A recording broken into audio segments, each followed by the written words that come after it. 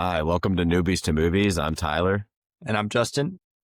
and this is a podcast where we like to talk about new movies that we've watched. And this week we have a guest, Madison. Hello. Just introduce yourself real quick and give us a rundown of what kind of movies you like to watch and everything. I'm Madison. It's nice to be here. I kind of watch a little of everything. I would say I mostly watch like animation movies, but I also enjoy like dramas, comedies, horror movies. But animation is probably my number one. Justin. Okay, yeah. Madison actually does all the background work for the Newbies to Movies podcast. So any, social media graphics, any social media posts, thumbnails for the podcast, everything like that. So we couldn't do this without you and just wanted to say thank you. Yeah, thank you a lot. All the cool graphics that you guys see, that's all hers. Yeah, shout out. I try. Thank you. So we'll start off with just saying what we've watched for the past week, if anything, other than the two movies that we did this week, or any current shows that you're watching. Justin, you want to start? Yeah, I haven't really started anything new, but me and Madison are planning on watching Gen V and Peacemaker coming up next. So we're planning on hopping on those. I've heard good things about both. Anything you've been watching, Madison? Separate? Yeah, I've been watching quite a bit. I've been watching the series Scream Queens. I don't know if you've ever seen it with Emma Roberts. I think I watched it right when it first came out, but I can't remember a lot. And then I actually watched like the Scooby-Doo movies today. And then I've just been watching like older classic like slasher films. Just kind of that's really it. Yeah, it's spooky season, so this is the time of the year where I just like set out all my time to try to watch as many horror movies as possible. Watched The Strangers on the plane ride, which that was an interesting watch itself. Started The Landman. Started the new show, Welcome to Derry. It's on HBO. Only one episode so far, but so far it looks pretty cool. It's interesting because they're going through different parts of the book than what they did in the movies. So I think it's a little interesting. And then each season it goes back 20 something years. It's kind of interesting concept in itself. A finished task finally. And then also watched Psycho on the flight back, or finished it on the flight back. Again, interesting movie to watch on a plane itself. So with the It show, real quick, I know we talked about it before on the podcast, how the movies kind of leave out like the space sci-fi element out of it and lean more on the horror. Do you think they'll get into that with the show? I think they will, but not till like season 3, because season 3 goes into like when he first lands. Okay. Gotcha. So a lot of it it's like based on the book, but then it expounds a lot more stuff that the writers make up themselves, because Stephen King himself like did like one chapter on each of the years that they're doing, and then they're just going more in detail. And there are some like really creepy scenes, and just like so far, like there was, for example, I'll just give it, it's not spoiling anything, but like one of the daughters, that's like a scary aspect of it. She like, it's like raw chicken livers, and she like puts her hand in it and like starts like crushing it with her hands, and then just like starts spreading it on this little kid, and it's just like a little nasty. And I'm like, yeah, okay, so this isn't going to hold back. Just being like a nasty show. It is interesting that they're starting it a week before Halloween, compared to like, you think they would try to end it, but who knows? Is Pennywise in it? I haven't finished episode 1 entirely, but apparently he does show up like at the end a little bit. Apparently. Is it a different actor this time? I actually do not know that. Oh, I would have to look into that a little bit.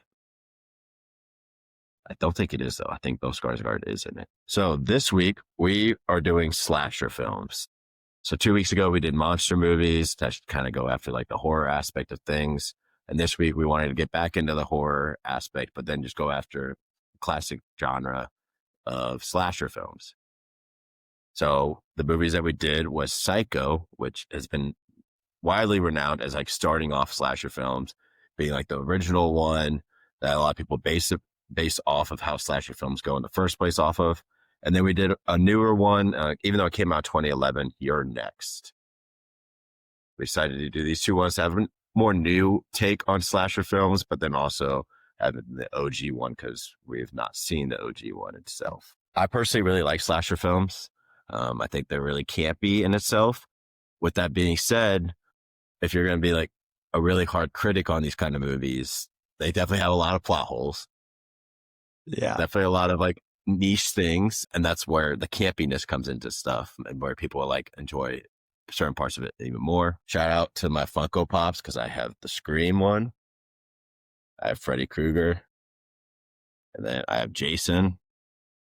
And then I also got my buddy Mike Myers right behind me. So you're an So, out of the box guy.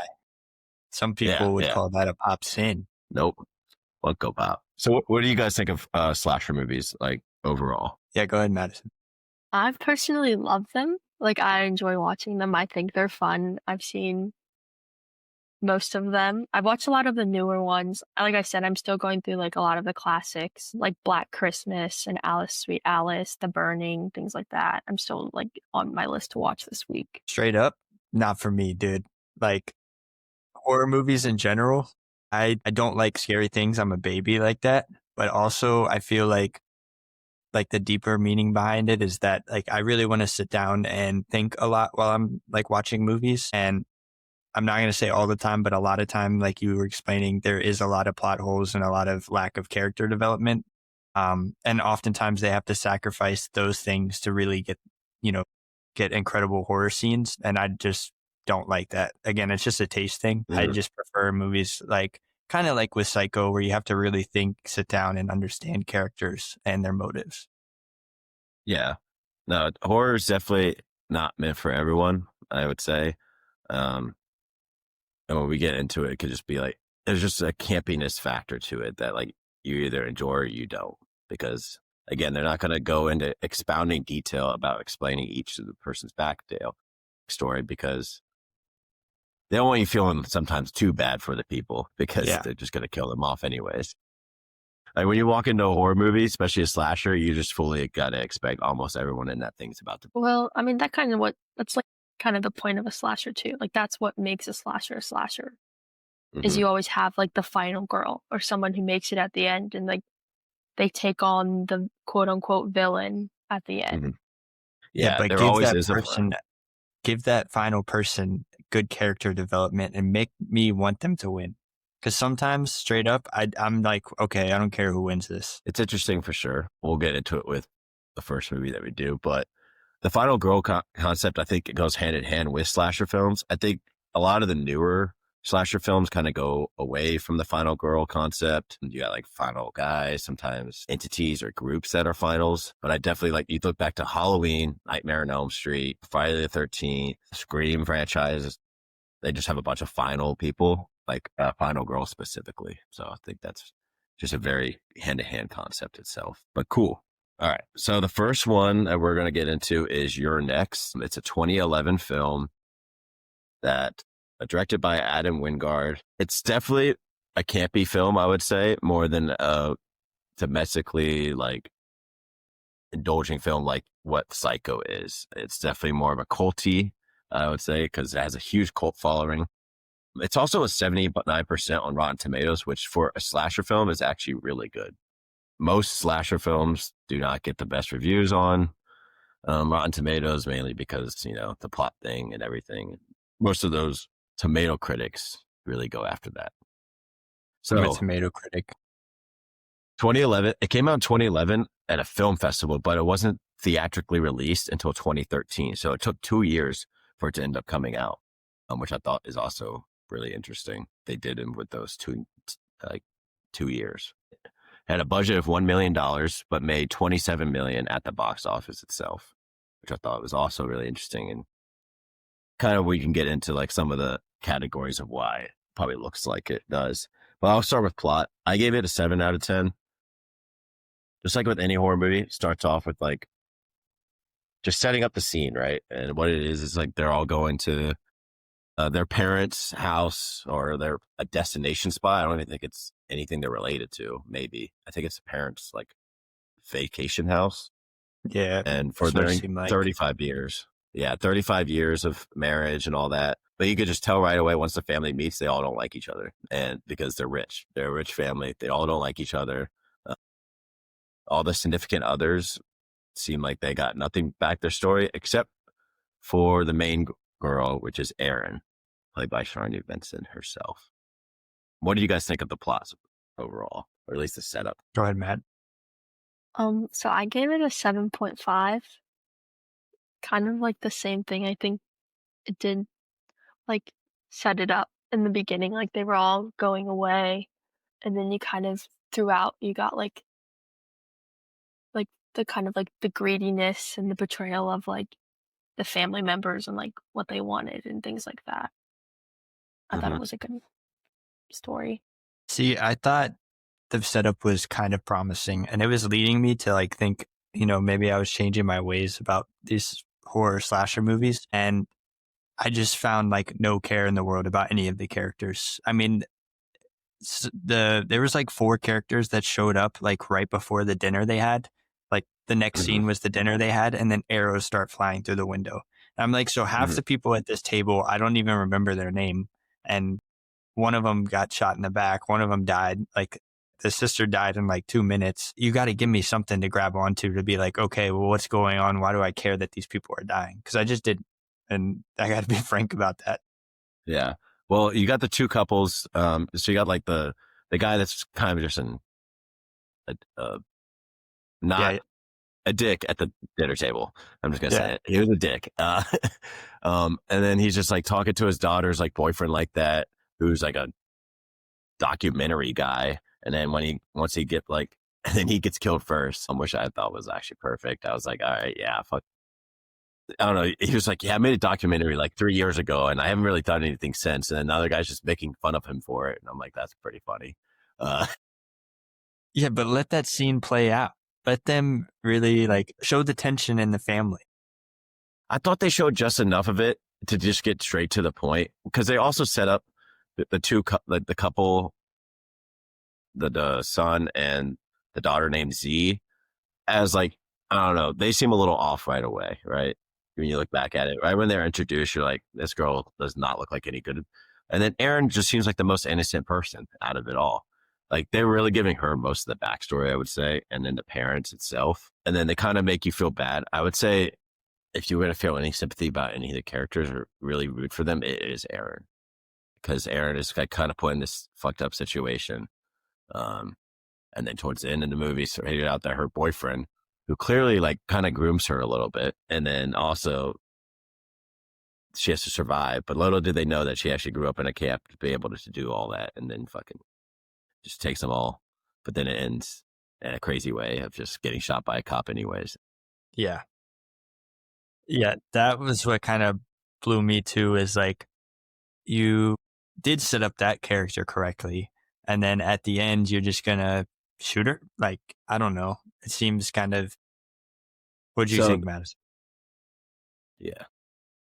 Ending? Yeah. I guess it like was not great because I felt like through the whole movie you were watching her like go through everything and struggle and like fight for her life.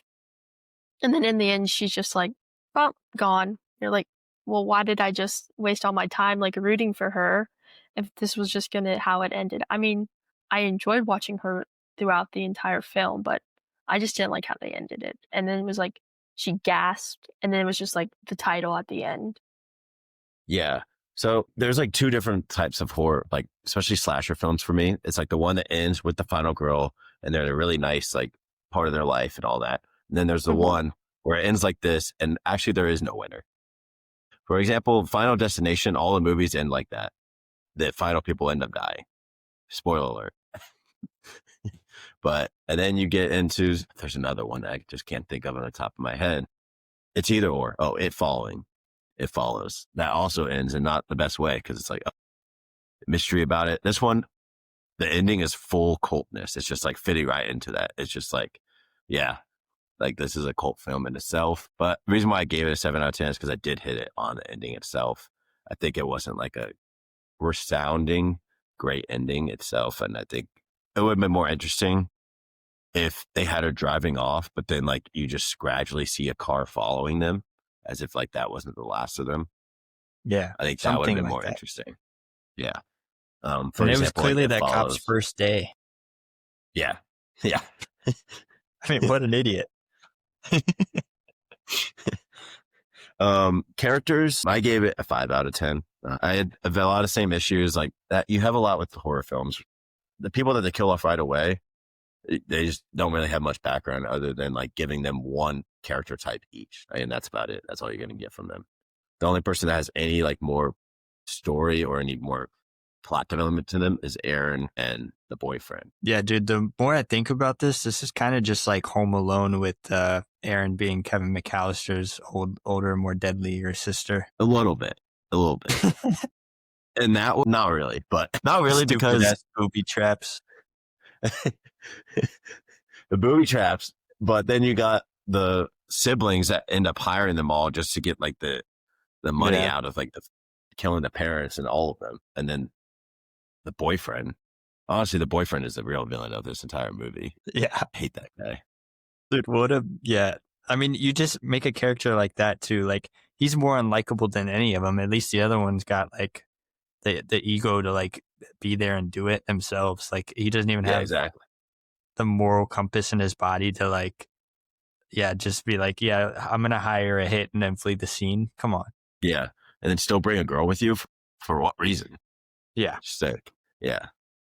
Real villain. What do you think of the characters? She was supposed to be the witness. I gave the characters a 7 out of 10. I mean, I like them. I think each of them like kind of played their role. Although I will say that now thinking back, like I actually had seen it before.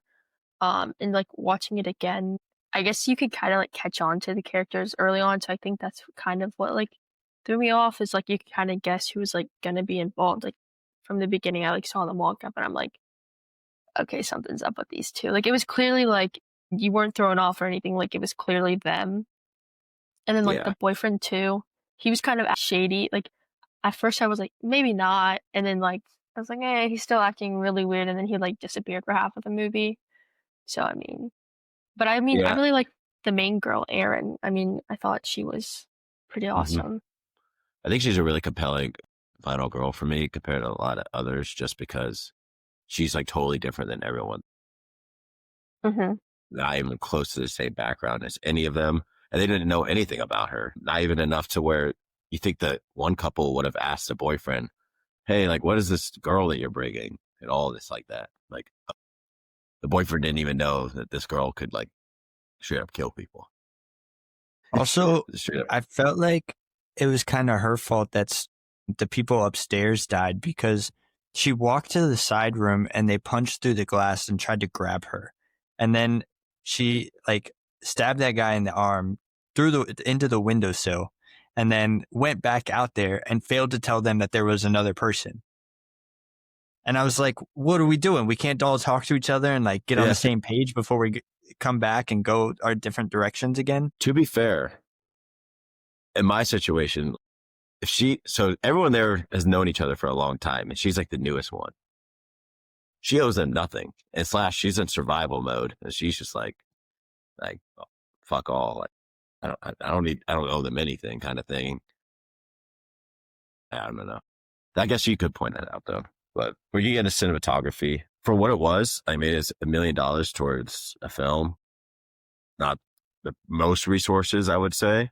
But I thought it shot pretty cool. I think some of the like tension scenes, building with the camera, and then like the Urinex on the walls, like they able to highlight that. But then also like it's really the scene of when the mom goes up in the room and is just like crying her eyes out. But then it's like a full out scene looking, and then he comes out from under the bed. I thought that was really cool, like shot scene itself. Yeah, there were some really great shot scenes in this. I will give it that. I think back to the opening scene too with the neighbor's house. I thought that was really well shot and built pretty great suspense. It had me intrigued for a little bit. Yeah, I think it's a great opening shot, like a great opening scene itself. And then getting into acting, this is probably one of my biggest hits on it. Is I gave it like a 4.3 out of 10, mainly because I don't know, just a lot of it is just really, again, you get into slasher films. There's a reason why not many famous actors do slasher films. It's because it's not really known for great acting itself. So yeah, I'll just leave it at that. I don't want to like go after any specific actors or actresses. He literally looked at the killer after he slit his dad's throat right in front of him. And he said, really, man, right in front of me? I was like, are we what are we doing? That's the best line you had. I think Yeah. Madison could attest to this, but that's like the campiness into it, right? You I don't take know. the acting too serious. It's like, it's just, yeah. Kind of just is what it is. Yeah. And then dialogue, again, kind of a bigger hit on it. I gave it a 4 out of 10. Just not the most realistic dialogue, but also like what is realistic when you're just going through a crisis of people trying to kill you and all that. But there's been examples of movies doing it really well and some movies just not doing it that well. And I think this is more, again, on the culty campiness side of dialogue. You can't take it that serious. Yeah, I What do you agree. got? I mean, it kind of, I guess, is like dialogue and acting. Like, I think if it was a bit better, like they could have gotten away with it of the suspicion of who actually might be in on it. Because, like, kind of from the jump, like I said, you kind of could assume, hey, this person actually might be involved with what's going on. So I think if that was maybe a bit better, both overall, then like I feel like it could have been more of like a plot twist thing at the end. And like comparing it to the other movie, you could just tell that one is written a lot better than the other. Now, getting This- into sound effects, I gave it a 6 out of 10. I thought it built up a good amount of tension. Again, comparing it to the other film, I think the sound effects isn't as well done or as original. I think a lot of what they take is from different other types of slasher films, but I still think it's pretty well done with like the tension with the camera itself. Yeah, sound effects were good. Soundtrack was pretty fine. Just building suspense, that kind of stuff. Simple. Yeah, there's nothing crazy. What do you think, Madison? I guess it was okay. I didn't really pay attention, to be honest, to the soundtrack. Fair enough. Fair enough. Getting into set design, I gave it a 5 out of 10 to where, it's just like a house getting attacked kind of thing. Again, not an original idea at all, but itself is pretty cool. They also set it up like right at the beginning where like the mom hears stuff and then the dad's like, "Oh, you're crazy." Oh, they told no one's here. And then he doesn't actually check all the rooms, but then gaslights her into thinking that he did. So The And one he was thing, actually in the house, right?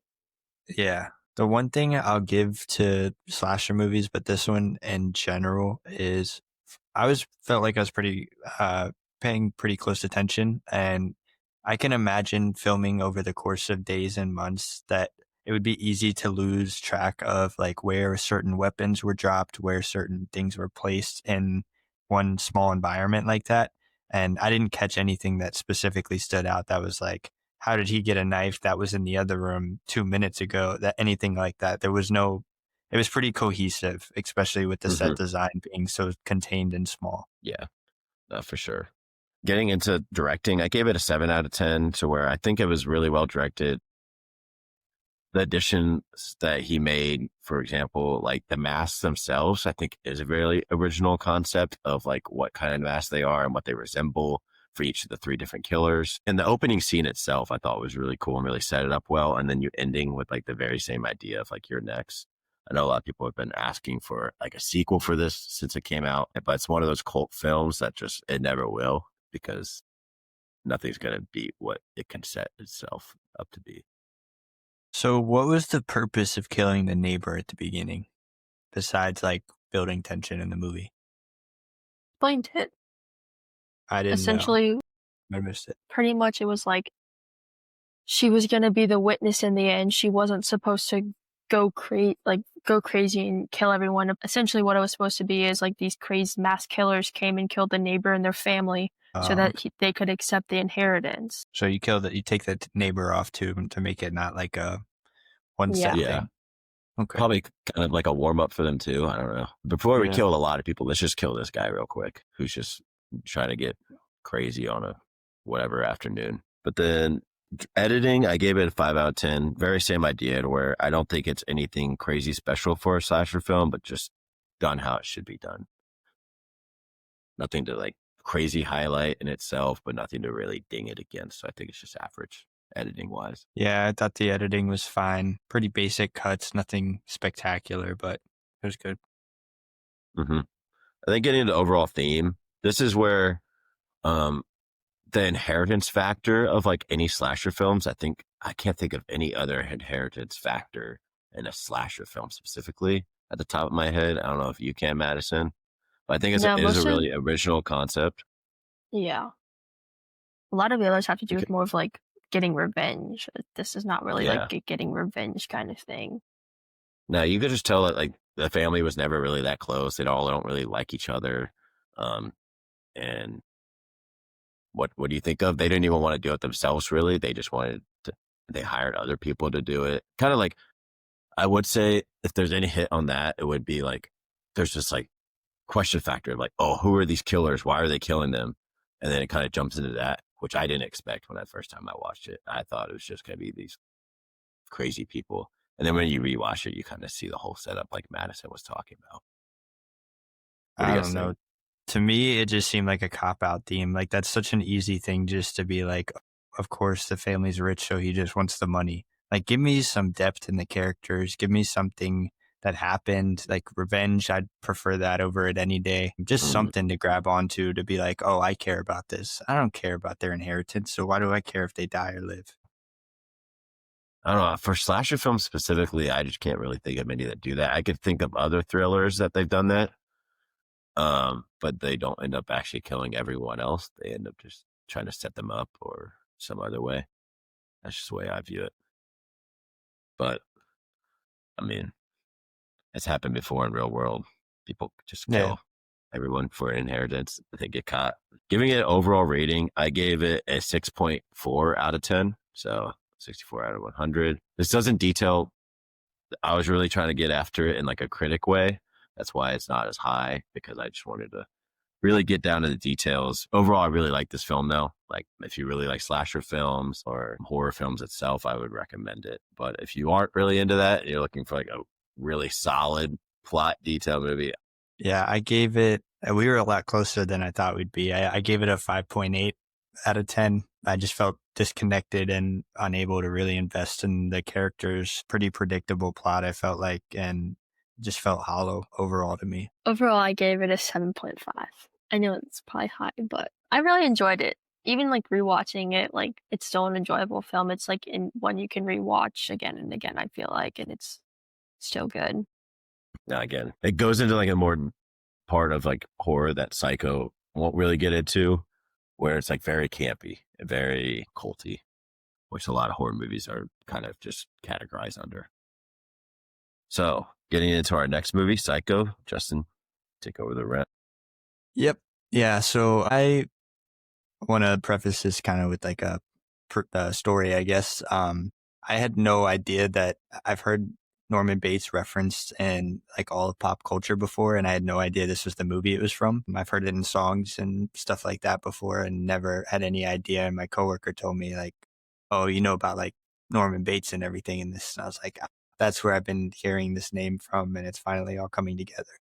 But basically with the plot, obviously the beginning follows Marion Crane. She left after stealing $40,000 from her employer and ran away to go stay with her boyfriend. But it started raining one night and she decided to, go over to a motel as she feels like she's being watched by the police and other people. So she stays at the motel and meets Norman Bates, kind of odd and, felt weird around him. But obviously that leads to him killing her, and then we think it's the mother for the majority of the movie, so we're kind of stuck in between trying to figure out who's there, who the mother really is, why is Norman protecting her, but also getting into the characters like her boyfriend, her sister, and the private detective who are kind of investigating it throughout the movie. I thought that this movie was really interesting, and I gave it a 9. I don't know if I already said that. It felt like this movie very much had two climaxes for me.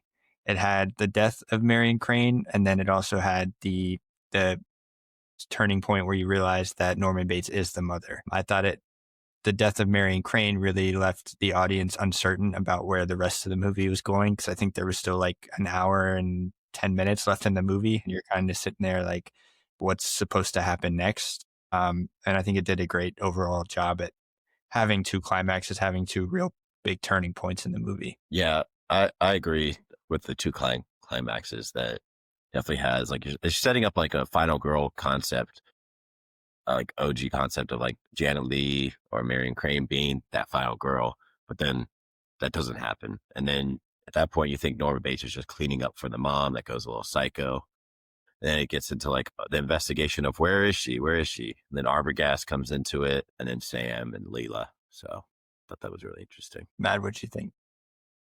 Of the plot, I thought it was good. I give it an 8 out of 10 because I think, kind of like you were saying, like I think some of it was like a little unpredictable, which I think is like interesting to me because it is such like an older film. So I thought like, the plot twist in the end and like finding out he was actually like the one doing it all along and he was dressing up like as his mother or whatnot. And I thought it was good. Yeah, see, if I didn't know anything about, like, if I didn't have any pop culture reference at all, I would, and this is my first time watching it without any background, I would have totally not known that Norman Bates was the killer. But the fact that I knew Norman Bates and all that, like, the whole time I knew it was going to be him. But it's just, I don't want to say it ruined the movie for me. It was just kind of like, added an interesting concept to where even the first time watching, I was looking for the details to try to see where you could see that it was him. Yeah, I agree. I didn't know he was the killer. I've heard Norman Bates reference, but I was trying to figure out like during the movie, oh, maybe he's just, defending his mother so much that he ends up turning kind of crazy too because he has to see all this stuff. I was just trying to figure out what's going on. But the twist kind of really caught me by surprise. I did not see that coming until very close to the end of the movie. It was well done. To get into the characters, I gave it an 8. Obviously, you had Norman Bates, you had Marion Crane. Those were very much the two biggest characters. You had the private detective, her boyfriend, and the sister as well, obviously searching for Marion for the latter half of the movie. But I thought everybody did pretty good. They had their own little story arcs. Each one of them had their own interests into why Marion Crane was dead and cared for her that way, which I thought was pretty good. And then obviously Norman is a tough cookie to crack, I guess you could say. It was just kind of hard to understand what was going on in his head. He was very stoic in the way that he talked and kind of interacted with everybody. Yeah. But the two highlights of the film is Norman Bates and Marion Crane. I think the second half of the film, the characters, I wouldn't say lack, but just compared to the other two are just not even close to me as having the same kind of background or really care about them. Like at that point, I kind of wanted the rest of them to die. I'm not going to even lie to you. I kind of wanted them to get killed off. I may just be a slasher fan of me, but I was like, yeah, you know what? Kill them, do. And then getting into cinematography, I gave this a 9. I didn't know much about Alfred Hitchcock going into this, but kind of reading about the film after the fact, this movie was super low budget. I believe it was on a budget of $806K, which actually forced Alfred Hitchcock to film it in black and white. And I think that also forced out a lot of creativity when it came to the cinematography. People talk about how he used really high contrasts to just create like a greater shadows behind characters, especially like the mother and Norman Bates. And it gave the audience a big sense of unease and kind of showed Bates's isolation overall. Yeah, Hitchcock is like one of the most known directors for kind of just like the way he's done films and people like copying his ways, which is crazy to me that he didn't get that much money for this movie, considering he's won Oscars for like the years before all that stuff. Yeah, he has Vertigo, Rear Window, Notorious. I watched a couple of those before, like way back. It's crazy to me that he just didn't get that much money. That they're like, it's Alfred Hitchcock. Yeah, he doesn't deserve it. From what I read, this was adapted off a book, and a lot of the, studios weren't really interested in the idea. They didn't think it would really work. So that's why they gave him such a low budget. Yeah. I really like the cinematography in this movie. I think you could see the ties from this movie to almost any other slasher film and the way that they shoot it itself. Like you get like kind of jump scares into it before jump scares were really a thing. Yeah. Matt, did you have anything about the cinematography? Just in general. I enjoyed the film. I was kind of like reading up on it because I thought it was interesting. So another movie came out during this time called like Peeping Tom. It's like another slasher film, but Psycho was like originally one of the first like horror slasher films that like moved away from like the monsters and the supernatural. and move towards like humans actually being the killer, because like, and was like, you can actually face evil every day and you don't even know it. It could be the person standing in front of you and you wouldn't know.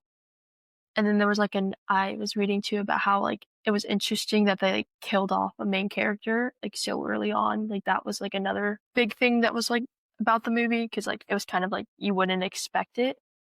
Yeah. No, Yeah. that was definitely an interesting turn. Mm-hmm. It also got nominated for Best Art Direction, Best Cinematography, and Best Director at the Academy Awards. So that's also pretty interesting considering the low budget. Back then, they used to have Best Cinematography, Color, and Black and White. So this got nominated in the Black and White Best Cinematography. And then getting into dialogue, I gave it a 8. My favorite quote was from Norman Bates. He said, "We all go a little mad sometimes." That was obviously at the beginning when he's talking to Marion. And I thought that was pretty interesting foreshadowing, obviously. Just leading to kind of his isolation and his, I guess you call it split personality dealings. The whole final dialogue scene after like the big fight, that just goes insane. There's just so much to pull out from there. It's like, oh, Norman Bates no longer actually exists. Yeah, it's just, I don't know. I was like, she would never even hurt a fly. And then he stares into the camera and you're like, okay. Yeah. Because up until that point in the movie, we hadn't seen him act like his mother besides the one time he's chasing her with a knife type thing. That was it. We never heard any dialogue as the mother. We never heard from the mother. So that was pretty tense. It was very eerie for sure. You thinking, Matt? I mean, I thought we kind of heard the mom, like she was like scream at him and stuff. And then like that one scene where he like picks her up essentially and she's like saying like stuff to him. But I guess not much. I do remember that. But I mean, we never heard anything bad out of the mother. We thought that the mother was the killer, you know, but we never heard her like being threatening or accusing. Yeah, that makes sense. Because she would just assume like the way he explained in the beginning is like, oh, she's just like ill. Yeah. But you don't know what kind of ill, essentially. Yeah.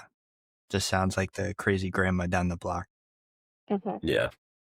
And then getting into set design, I gave it a 9. I thought it was so cool that the motel felt so small and contained, but it would constantly like preach up shots looking up at the house. And that made it feel so uneasy about the layout of the house, but also what could be going on in there. What is wrong with the mother?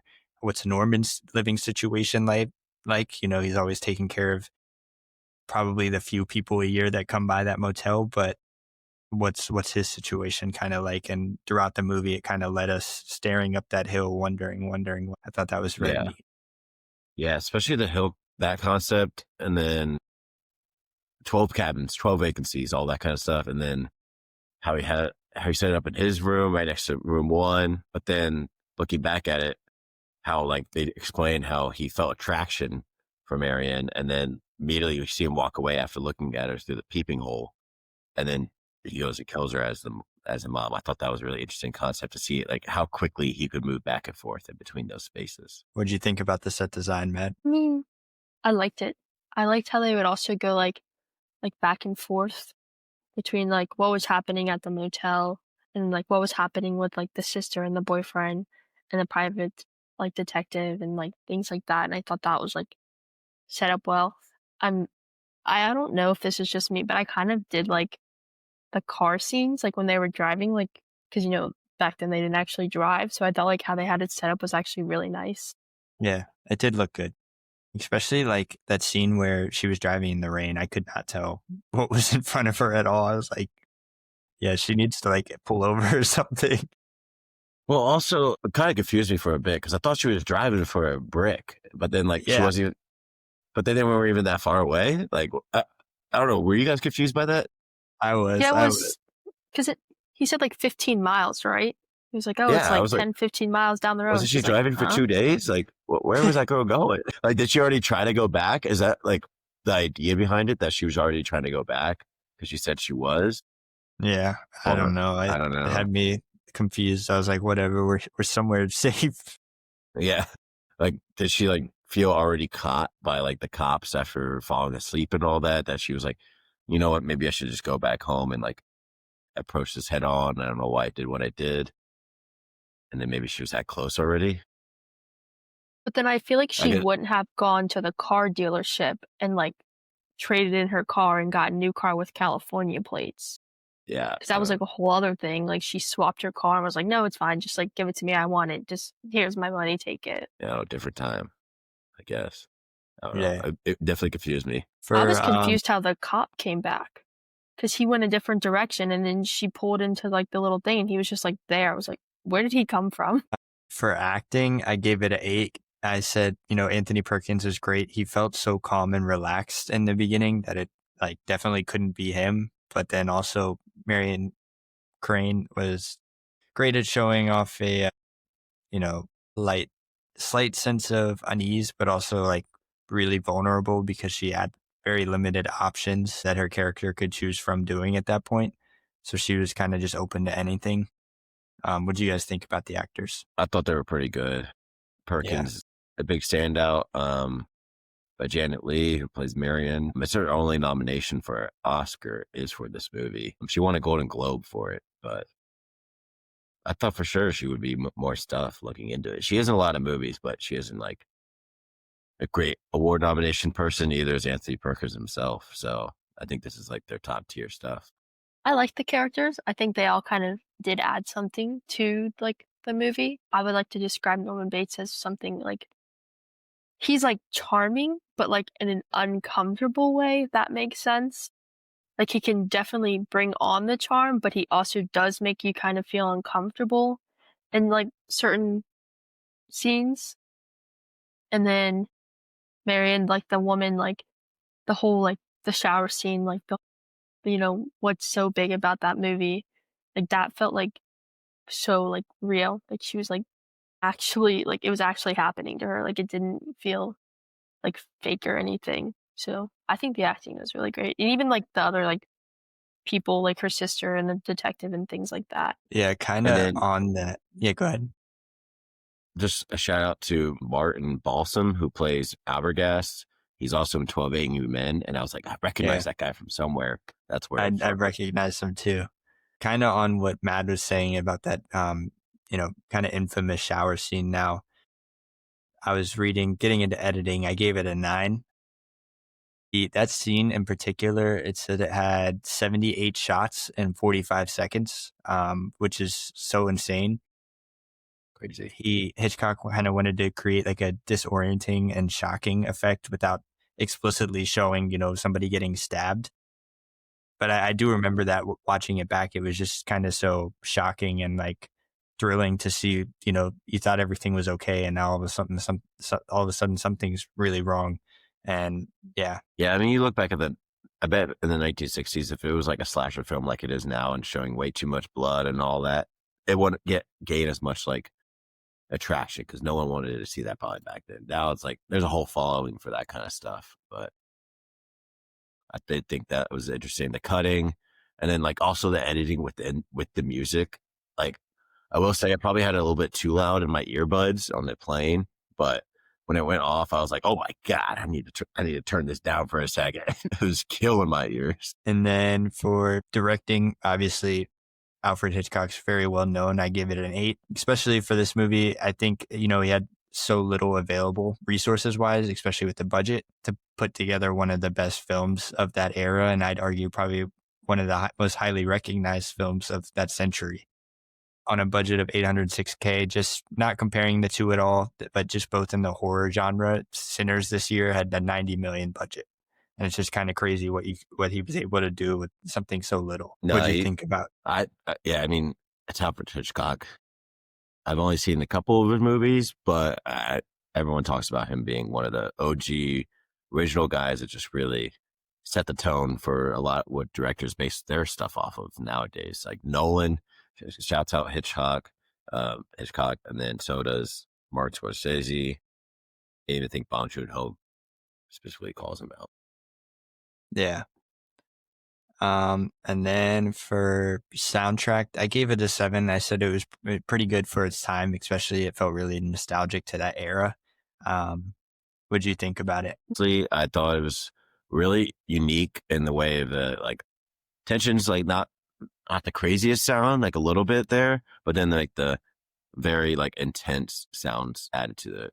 I thought were really interesting. So getting into themes, I gave it an 8. I thought there was a lot of pretty good ones here. Obviously, had like the duality of human nature with, obviously with Norman Bates, and him, his kind of split personality thing he had going on.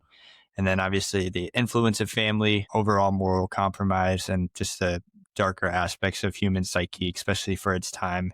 Like Madison mentioned earlier, horror was kind of a monster thing, but this is the first time it really went after making humans the monster. Yeah.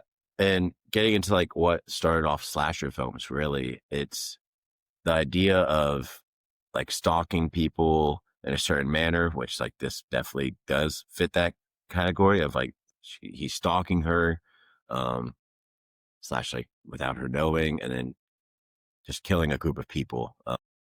That's what usually makes what a slasher film is. Would you agree, Madison? And two, like with the killings, like they're not like in that way, but they're a lot more intimate because typically they use knives, they use blades, they use axes, like so they're a lot more closer, so they're a lot more intimate, and you could feel that with the very first one right off the bat in the shower. Yeah, more intimate. Now it's gotten into even more gory kind of slasher films where it just really gets into it. Shout out to the Saw franchise that really just popularized gore. And then sometimes just random. Sometimes I feel like slasher films just like randomly killing them. But we're still talking about Psycho. Just wanted to get into how it really set up like what slasher films are now and how you can see the origins of being Psycho itself. Yeah. So overall, I gave it an 8.3 out of 10 or an 83. I really love this film. Like I said, I'm not really a slasher guy. I'm not a horror guy by any means. And I really enjoyed just the overall makeup of this movie was really great. Yeah, I gave it an 8 out of 10. I really enjoyed it as well. I liked seeing the origins of a lot of movies I like today and seeing how well done and even a film back in the 60s can hold up so well. My overall score was a 9. I just really enjoyed this film because like kind of just knowing how like it connects to everything else too, like later like in film and like horror and things like that. But I just think the story was great and the twists were good and like just his character was so compelling. Like you almost like wanted him to like get away with it because of like his weird charm, like I said earlier. So something interesting that I found was Janet Leigh. She's like known as one of the original Scream Queens, right? You know who her daughter is? Jamie Lee Curtis. I did know that. Which is really interesting because she's also known as one of the main Scream Queens for Halloween. So I thought that would just be interesting to throw in if you didn't know that. Cool. Okay. So now for the end activity that we're going to do today is a movie draft, specifically a horror movie draft. We're not just going to do slasher films, although that will be one of the categories. So the categories that we're going to do for this draft are going to start off with Oscar nominated. So it needs to just be nominated for anything within the movie itself. Box office over 100 million, which for horror movies is a lot harder to do. It's not really known for being the most grossing type of movies. And then we're going to do horror icon. So it's not going to be the movie itself, but the icon. And then franchise. And so an entire franchise of different types of horror movies. And then a slasher movie itself. That's the 5th category. And then, of course, the wild card. Yeah. So what we will also add to this, so we don't end up drafting like 3 of the same type of things into one category. For example, you draft something in franchise, you can't get it in any other category.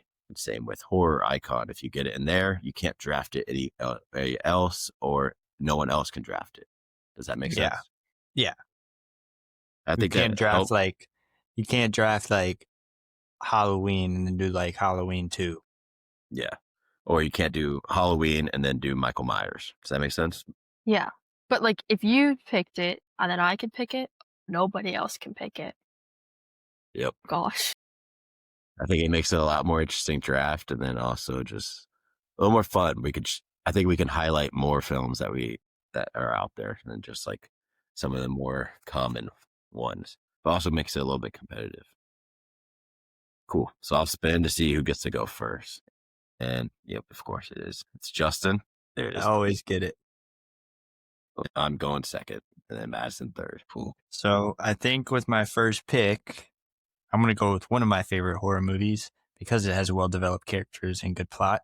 I'm going to go with A Quiet Place for box office. Office.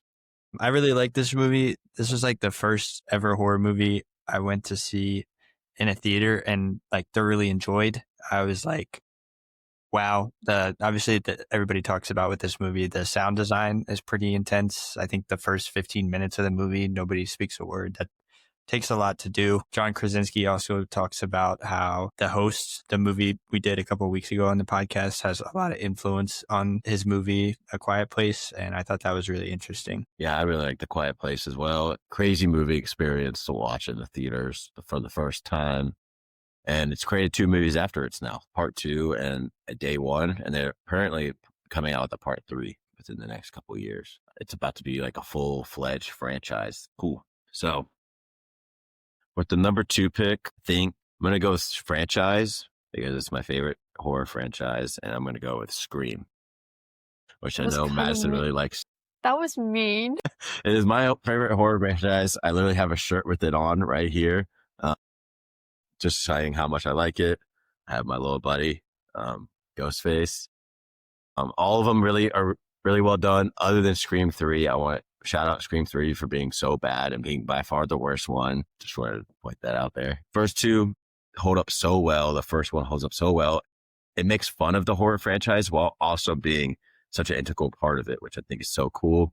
The first one, Drew Barrymore, apparently in all the trailers, everybody was hyping it up. Drew Barrymore. Oh my God, she's going to be in the new horror movie. She's going to be the final girl. Drew Barrymore. Oh my God, because everyone knew her from E.T. And what do? They kill her off right in the first 15 minutes of the movie. One of the most iconic opening scenes of any movie. Scream 4 is my personal favorite. Yeah, I could talk about the Scream franchise itself. The newer ones, I think they're really good. They're pretty well done. A lot of people hate on them and what they're doing with it, but I think they're pretty well done, honestly. And I didn't know who they would be until the final scenes of it. You can make predictions and all that, but I had no idea. Yeah. The new ones as well. I just didn't like the one thing they did with like her dad like being one of the people, like the original killer. Like that. Yeah, that was a little weird to me. The connection with Sam, or with the 5th one's like killer and all that. I was like, that's kind of a cop out reason. But I did like the idea of like bringing Ghostface into New York. I thought that was really unique in itself. Some people were like, oh, that's just not right. They're going away from, and I was like, nah, that's cool. You have Ghostface just running around New York, fucking killing people. It is crazy how they made him like super like strong in it, but then it's just like a 50-year-old man, but cool. All right, Madison, you got third pick. Okay, my pick will be from the horror icon category, and I picked Patrick Bateman from American Psycho. I actually only watched this movie for the first time like a year ago, and I really enjoyed it. Like just like the craziness, and then like I was honestly like confused so many times, but like I went back and watched it again, and then it like made sense. And I mean, he's such like an iconic character. I mean, people dress up like him every year, and you just see like, I don't know. I just really enjoyed that film. Yeah. I want to talk about a cult film. Like that is, it's definitely, I got a cult following to it. Totally, entirely. And then also, did he kill all those people actually? Was it all in his head? Is he just a psychopath? Did he just get away with it? There's so much more questions than there are answers to like the entire end. Those kind of horror movies I really like personally, where they really end with like what actually happened. Yeah, cool. All right, Madison, you got another pick. Right off the bat?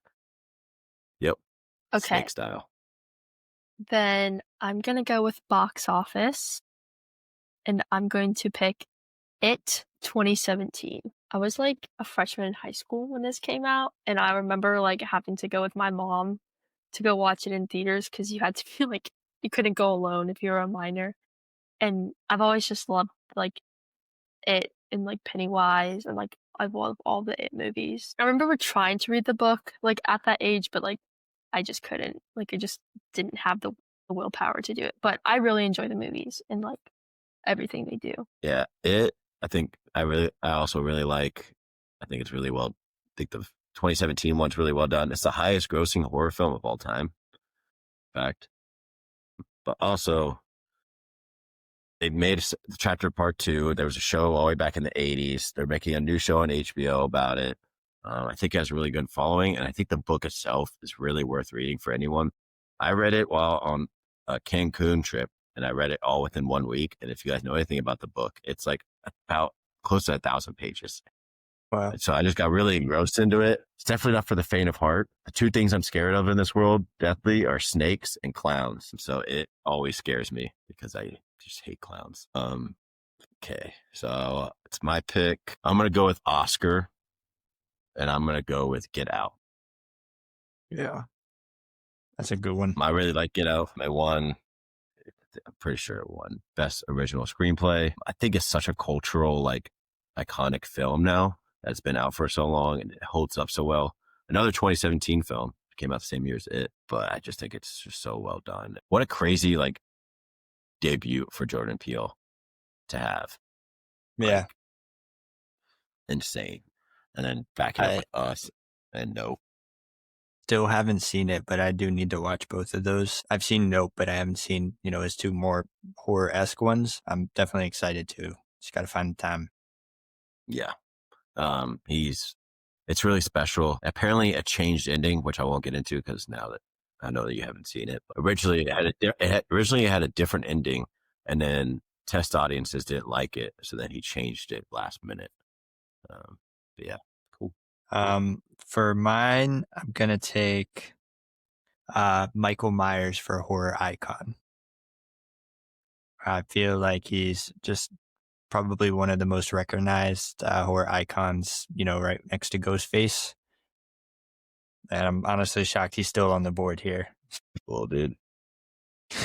Michael Myers, since we won't be able to choose Halloween movies anymore, Halloween franchise itself really just set up to what all like franchises did now with slasher films.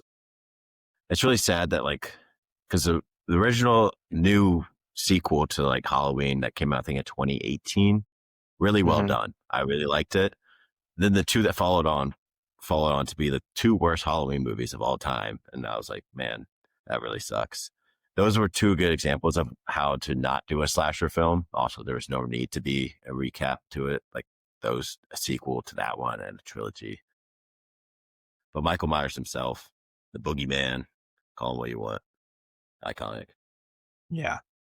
And then for slasher, I'm going to do a movie we had this week. I'm going to pick Psycho. I'm not going to get into it too much, but I was really high on this movie, and I still would definitely want to go back and rewatch it. I really enjoyed this one this week. Yeah, I had a feeling. I would have been surprised if you didn't pick it here, to be quite honest. Yeah. Okay.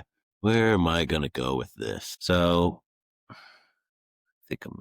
with Icon, I am going to go with the one and only Freddy Krueger from Nightmare on Elm Street franchises. He's one ugly dude, but very iconic in himself. Have you guys seen the Nightmare on Elm Street films? No, but I understand the premise. The dream world? Yeah. I think I've seen like the first one, but like a long time ago. Like I grew up watching slasher films with my dad. So some of them I haven't like went back and rewatched, but I think I did end up watching that one. Yeah, he's quite an ugly little dude. But it's pretty much the dream world. You could go to sleep, but he kills you in your sleep kind of idea about it. It's definitely a different concept also than most slasher films. But I would say he's like one of the big 4 like main franchise horror icons. I just think about Rick and Morty. There's a character named Scary Terry, and he's just got a ball chin. He's just like a predator. So weird. They also in the Scream or in the Scary Movie, like how they make fun of like scary movies. Yeah, they also make fun of him in that, and I think that's also really funny what they do with it. I recommend looking into that as well. And also Black Phone, the new movie Black Phone 2, also high key just really shouts out to like The Shining and Nightmare on Elm Street. I thought was really cool how they really just shout out to both of them within like the concept itself. Ooh. All right, Madison. Okay. So I'm gonna go with franchise, and I'm gonna do the Conjuring universe. So like the Conjuring, Annabelle, The Nun. I've probably watched these movies too many times to count. I know everything like what's gonna happen about them. I did just watch, I guess it's what, the Conjuring 4 last weekend on Prime at home. I thought that was really good. And honestly, it did terrify me. Like I've watched scary movies all the time, but like this one, like my hair was like standing up. Was it the Devil Made Me Do It one? No, the one that like came out like last month or so. It came out on Prime already? Yeah. Last Rites? Yeah. I watched that last weekend. That's like the one I haven't watched from that whole universe.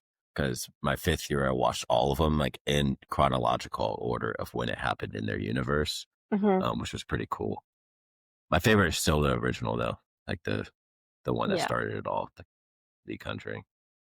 I will say the A lot of people nuns. like a lot of people say the nuns are pretty good. I'm not a big fan. I think the first Nun, I think, is like one of the creepiest ones out of all of them, to be honest. I know she kind of just Those like ones, stands there. yeah, those ones in my opinion just use a little too many jump scares to like add and like don't really have much plot to them other than just like the straight up just jump scares carry it. Which for me is like, if you're just going to try to scare me with jump scares the whole movie, you kind of lost me. Because I'm kind of a scaredy cat when it comes to jump scares. I'm kind of like this like the whole time, like holding my eyes down. And Yeah, Justin all will right, tell you you got another pick? I'm not good with jump scares. Yeah. So I'm gonna go for Oscar nomination, and I'm gonna do The Exorcist, the original. Also, I don't know if you guys know this, but like a ton of crazy stuff happened on the set of The Exorcist. Like it caught on fire. People were like experiencing like chill, like all these issues. 9 people actually associated with the film had like passed away within the making of the film. There was like a ton of stuff like and that was the thing when the fire happened. Only the only place that stayed was like the room where like The Exorcist was like being filmed. Everything else around it burned down though. I didn't know that, but I knew about a lot of like the crazy stuff that happened on set. And where I live right now, Las Vegas, they actually have like a Universal Studios like haunted mansion house thing, and part of it was the Exorcist like concept. And I thought it was a robot. I thought it was a robot, but it was actually like a real actress, and it scared the crap out of me. Like it was like climbing the wall with like zip line things to it, and I was like, "Oh, that's a robot." But then like I could see like the eyes were real, and I was like, "How much are they paying you for this? Like are you actually insane?" But yeah, it's pretty cool. Okay, getting into my pick, gonna go with box office. I got a lot of options that I want to get into, but I think I'm just gonna go with my gut. Really out there too. Final Destination Bloodlines. And it came out this year. I really like the Final Destination franchise itself. I think it's one of the more slept on ones. How like you can never cheat death. And everyone before this coming out year, even the big fans of it were like, why are they coming out with another film? The last couple ones have been not as good. But then it was, in my opinion, the newest one is the best one out of the entire franchise. I really like the new one. I think I added some cool concepts, some really cool or interesting kills into it that are like just like make your like bones shiver when you think about the way they died. For example, one of them is a CAT scan. If you know anything about CAT scans, they attract magnets. So it's a big ass magnet. Yeah. So Justin, you got back to back. Yeah.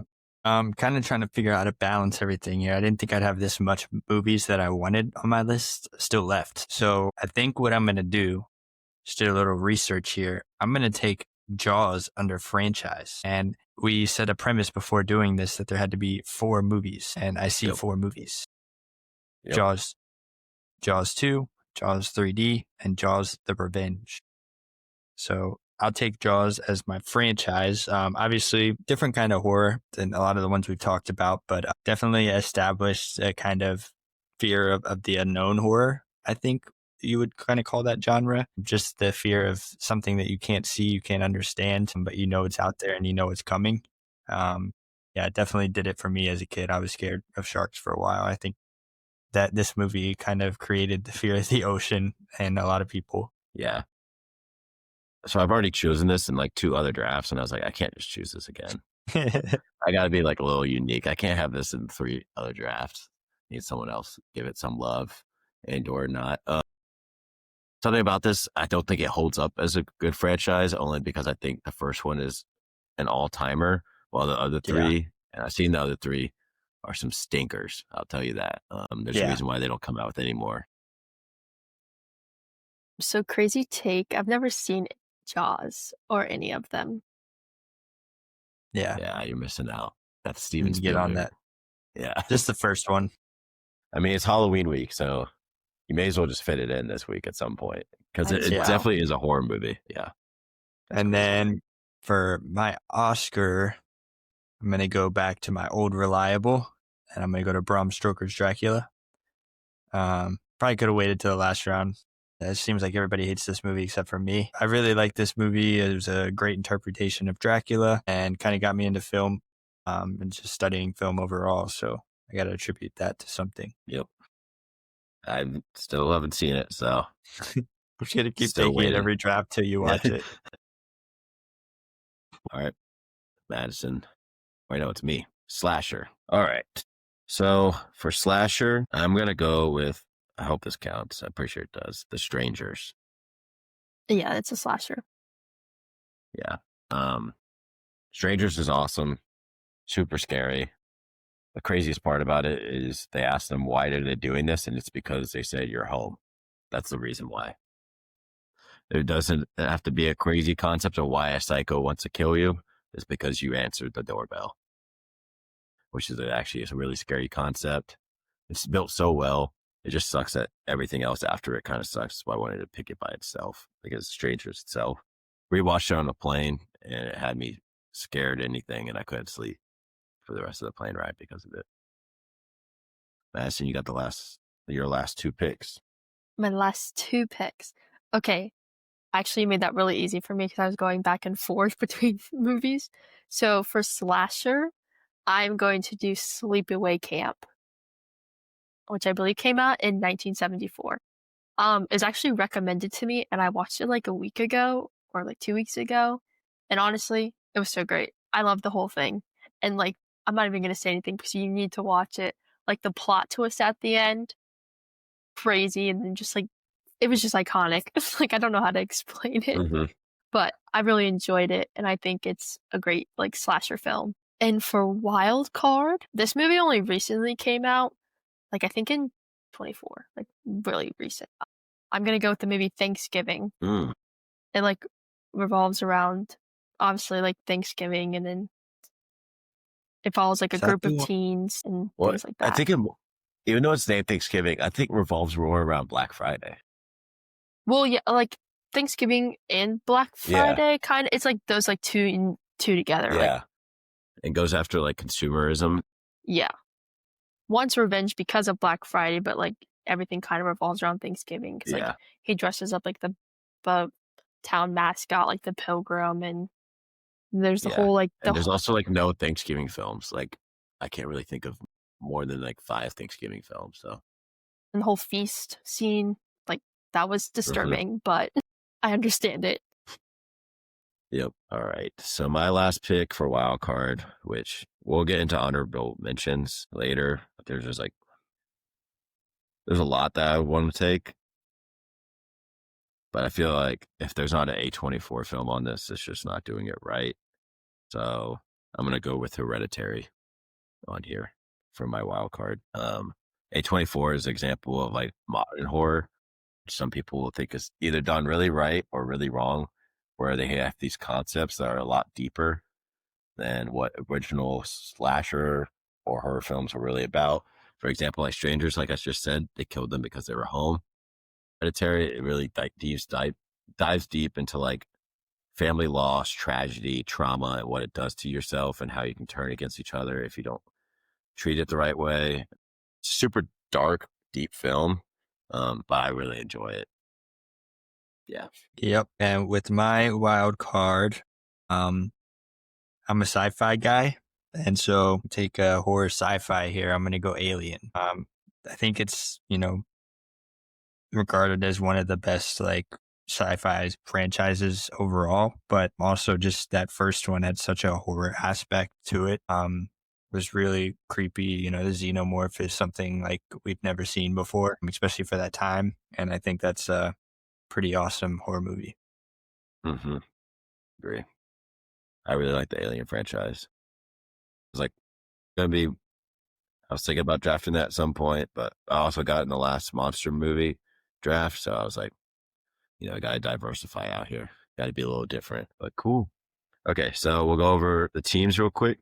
So my team for Oscar, I got Get Out, Box Office, Final Destination, Bloodlines, Horror Icon, Freddy Krueger, Franchise, Scream, Slasher, The Strangers, and Wild Card, Hereditary. Okay, and for my team, for Oscar, I took Bram Stoker's Dracula.